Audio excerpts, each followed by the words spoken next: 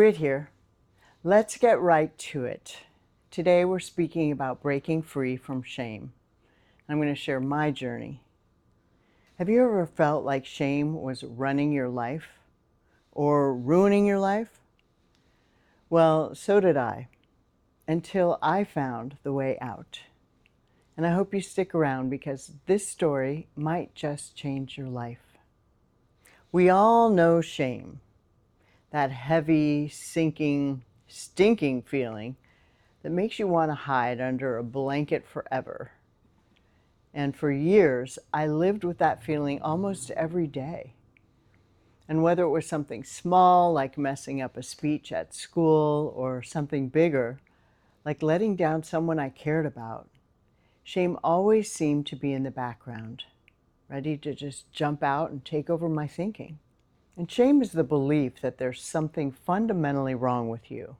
It's that whisper in your head saying, "You're not good enough," or "Who the heck do you think you are?" And trust me, those whispers used to shout in my mind every day, and it made me feel alone, scared to try new things, and convinced that I would never measure up. That's one reason I tried so hard to shut the voices out in my head. Whether it was an extra pint of ice cream or some other diversion, I would try to silence the shame in my head. Now, the crazy thing about shame is how sneaky it is. It doesn't just pop up after big mistakes. It finds its way into little things, everyday moments, like even when you forget someone's name or spill your coffee or trip over your words in a meeting.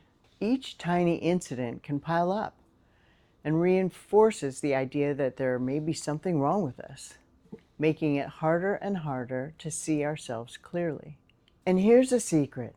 Shame can go much deeper than these everyday experiences because often it comes from unexpressed, unresolved trauma. It was decades later that I realized the shame I kept feeling because of my past abortions was seeping into every other aspect of my life. I'd been raised a Christian, and I made a choice so at odds with my beliefs that I never fully recovered. And for years after those experiences, I couldn't bring myself to attend church. I didn't think I deserved to. Even when I finally did return, I put on a mask, distancing myself from my community.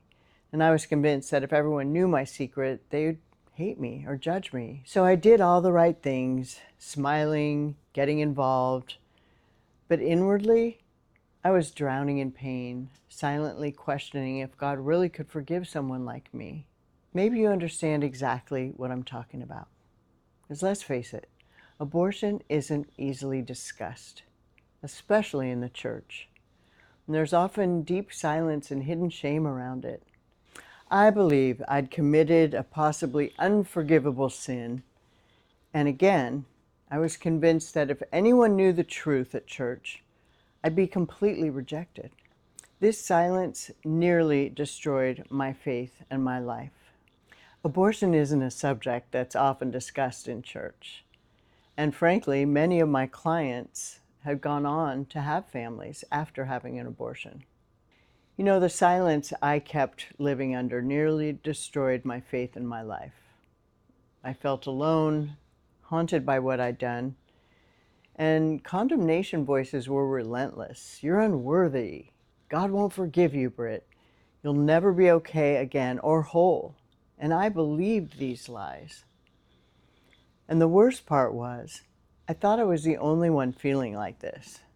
Everyone else seemed so confident and put together. Shame is one of the most universal human emotions, and peer-reviewed studies indicate that women who experience abortion often face significantly increased risks for depression, anxiety, substance abuse, and suicidal behaviors compared to those who haven't gone through abortion. Nearly 1 in 4 women, including many Christian women, will experience abortion by age 45. Yet the silence and shame around it keep most from receiving the healing and forgiveness they desperately need.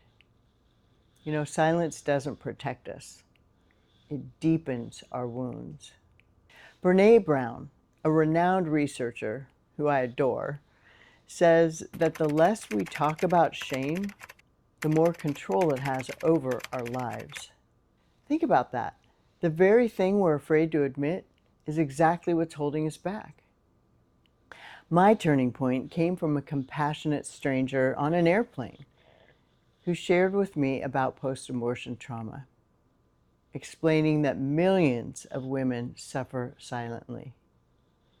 And research confirms that women often experience severe guilt, unresolved grief, depression, shame, and guilt after abortion, many describing profound emotional distress years, even decades later. It always amazes me how many of my clients have lived with this for decades, like I did, before putting it together that a decision they made in their youth, that this decision had anything to do with feeling their emotions in a shallow way, not being able to connect as deeply as they'd hoped with their spouse and children, and also not even realizing that this gets passed down generationally. This stranger on a plane actually became my best friend and mentor, and her kindness made me realize for the first time that my shame was a prison that I'd built myself. If you want the full story, check out my video from last week. Now, after that encounter, I took a brave step. I joined a group for women with similar experiences, and each honest conversation chipped away at the shame controlling my life. And I found powerful compassion, understanding, and grace flowing very freely in those conversations with those women. And each time I shared my story in the group, not only did I heal, but other Christian women found hope and courage to begin their own journey of restoration. Now, breaking free from shame isn't just about sharing your story. It's about challenging those negative voices in your head. Whenever shame popped up, I'd ask myself, would I say these harsh things to a friend? And the answer was usually no. So why say it to myself? You know, my dad used to call them ants, automatic negative thoughts. And I've heard that from other teachers as well. He had a special way of putting it, and he was such a special human being. And he taught us that we can choose our thoughts once we become aware of them. The thing about shame that I mentioned earlier, it being so sneaky, is when we're in denial of it, or we're not aware that it's operating, or we're not aware it's operating in our subconscious. As I mentioned before, it controls us. It pulls the puppet strings on our life without realizing it. We make choices and decisions based on something that we haven't acknowledged or dealt with. Now, I learned another crucial thing in those wonderful classes at the beginning of my journey decades ago, and that was self-compassion.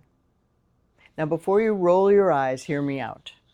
Self-compassion is treating yourself like you matter, like you're a child of God, even when you mess up. Psychologist Kristin Neff found that people who practice self-compassion after mistakes are happier, more motivated, less anxious, and kinder.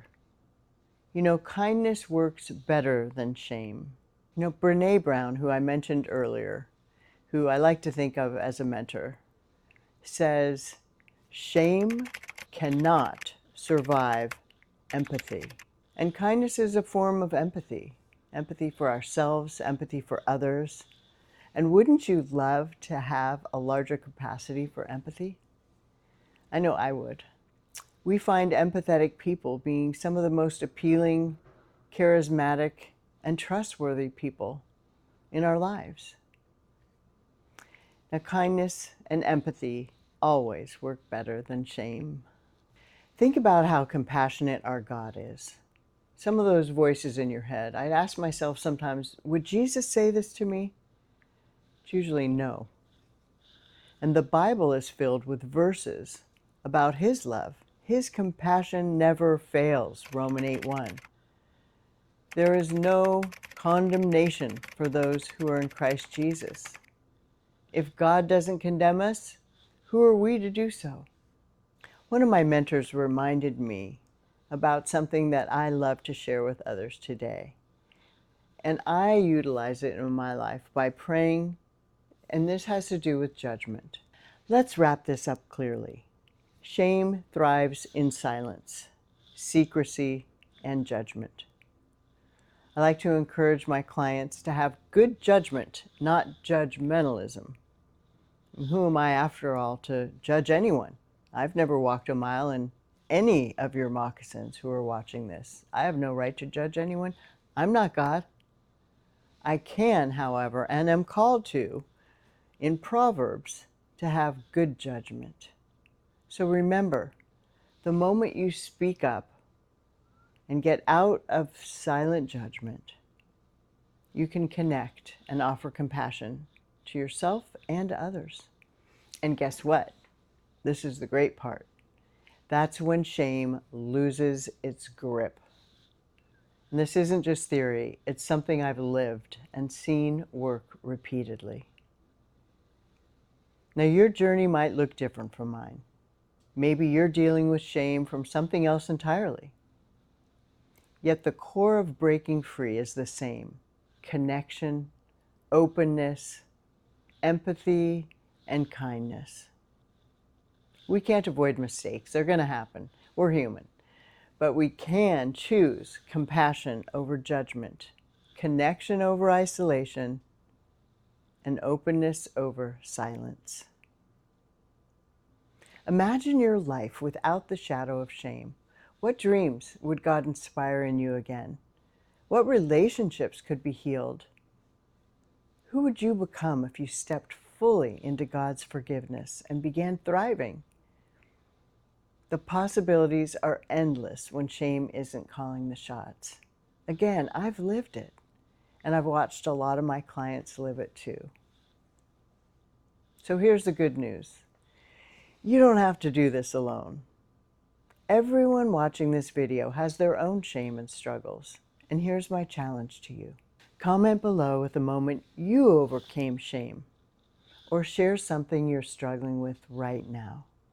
Let's fill this comment section with realness and support, and I do my best to answer y'all. Take good care. Till next time. Peace.